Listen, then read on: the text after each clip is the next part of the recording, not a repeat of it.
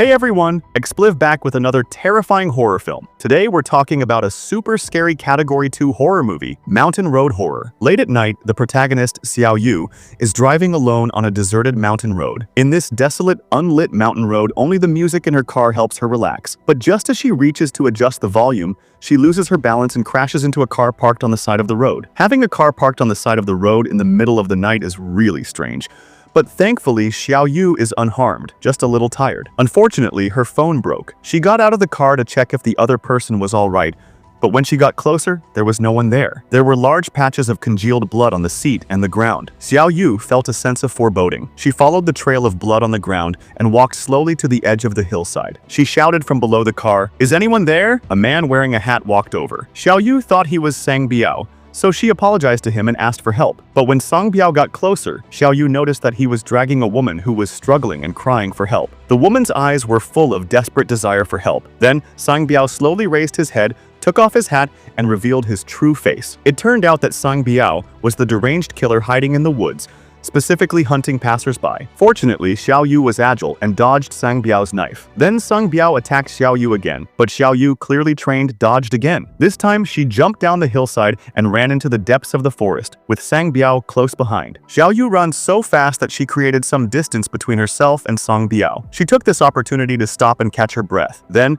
Xiaoyu recalled some wilderness survival skills her boyfriend had taught her. It turned out her boyfriend was a retired special forces soldier who often took her to the wilderness for training he had done before, self-defense techniques, creating wonderlands in the wild, and so on. Now, all of this came in handy. After regaining her senses, Sang Biao caught up. Xiaoyu continued running. The path ahead was very difficult to traverse. The area was full of tree branches, but Xiaoyu, with her petite frame, nimbly weaved through them, creating distance between herself and Sang Biao. Having been on the defensive, it was time to take the initiative. Xiaoyu made several traps as she ran, a large pit and an arrow made from a spun stick and scissors. After finishing, Xiaoyu hid behind a large tree, quietly waiting for Sang Biao to walk right into her trap. But to her surprise, it wasn't Sang Biao who fell into the trap, but the woman, the female driver. Xiaoyu tried to stop her, but it was too late. The female driver slipped and fell into the pit, screaming as her thigh was instantly pierced by a sharp piece of wood, rendering her immobile. Worse still, Sang Biao quickly arrived,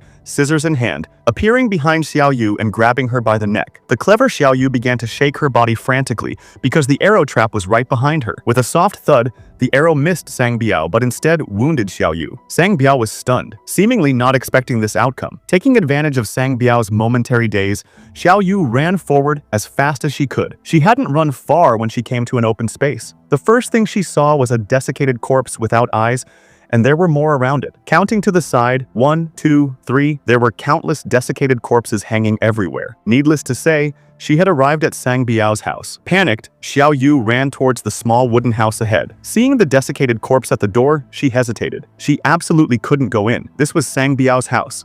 Going in would be like walking into a trap. So Xiaoyu ran towards the back of the house, but behind it was a steep cliff. Just as she was about to run back, she saw Sang Biao dragging the female driver towards her. Overwhelmed by despair and exhaustion, Xiaoyu's vision went black, and she collapsed to the ground, unconscious. When she awoke, she found herself in the basement of the small house, surrounded by rotting corpses. Suddenly, an old man in a wheelchair began to speak, startling Xiaoyu. The old man was somewhat deranged, constantly describing to Xiaoyu how cruel and perverted Sang Biao was. Xiaoyu grew increasingly frightened. Just then, heavy footsteps sounded beside her. Needless to say, Sang Biao was coming. The old man quickly pretended to faint. Sang Biao walked in, turned on the drill, placed the female driver on it, and secured her limbs with belts. He then pressed a switch on the wall, and a deep drill slowly descended, aimed at the female driver's eyes, and pierced her head. With the end of the female driver's scream and the shut-off of Sang Biao's drill, the female driver was gone. Sang Biao then dragged the female driver's body over and, like handling the corpses outside,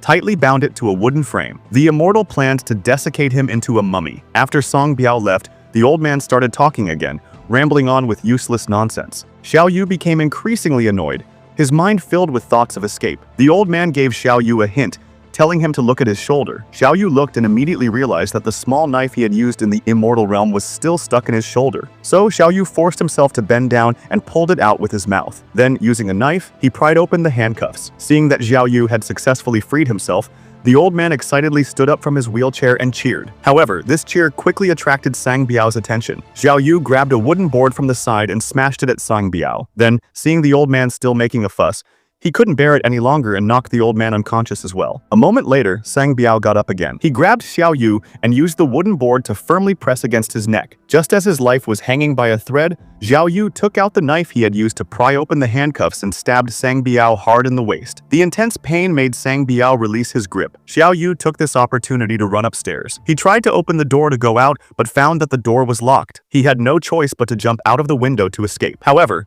Sang Biao chased after him and grabbed Xiaoyu's foot. But as you should know, our Xiaoyu was somewhat trained. With one kick, Sang Biao immediately let go. Xiaoyu reached the window. Facing a precipice below, Xiaoyu, with nowhere to run, could only lie flat. But this demonic man saw the knife on the ground and the C-bone beside it. In a panic, he first ran towards the knife, drawing Sang Biao's attention. Then he suddenly turned, picked up the C-bone, and with all his might smashed it against Sang Biao. While he was stunned, Xiaoyu picked up the knife and stabbed Sang Biao in the chest. Then she kicked him, sending him crashing down the cliff. Sang Biao clung tightly to the curtains, but the tattered curtains, with their resolute presence, seemed to defy the fear and panic he had shown earlier. Just when you thought the movie was over, a twist occurred. Xiaoyu went to her car, opened the trunk, and inside, burning hot, was her boyfriend's body. Why would Xiaoyu kill her boyfriend, who had kindly taught her survival skills? It all stemmed from her boyfriend's extreme personality. Initially, Xiaoyu's boyfriend, a self-proclaimed safety enthusiast, taught her survival skills and trained her daily. At first, Xiaoyu found it fascinating and enjoyed accompanying him. However, things changed later. He intensified the training, even teaching her how to shoot and kill with a knife. Eventually, he moved her to the wilderness, selling their house in the area. He told Xiaoyu he did this because she felt the area was unsafe and there were too many bad people. Finally, Xiaoyu couldn't take it anymore and broke up with him. Enraged, he not only hit her, but also assaulted her. Afterwards, filled with shame and anger, Xiaoyu seized an opportunity and strangled him with a rope. This nighttime trip into the mountains was to find a suitable place to dispose of a body, and the murder hut became the perfect hiding place. Afterwards, Xiaoyu dragged her boyfriend's body into the hut. She imitated Sang Biao, starting the electric drill and gouging out her boyfriend's eyes. An old man witnessed the whole thing and was too terrified to speak. Clearly, Xiaoyu wanted to frame Sang Biao for her husband's death. To prevent the truth from being revealed, the old man would also die. She then shot and killed him. Afterwards, Xiaoyu hung the bodies of the old man and her boyfriend on the open ground and drove away. The movie ends here. It's another classic road trip horror film about a serial killer, but the protagonist doesn't have that kind of commanding presence. The whole thing is fast-paced and doesn't drag on. I won't say more. See you next time.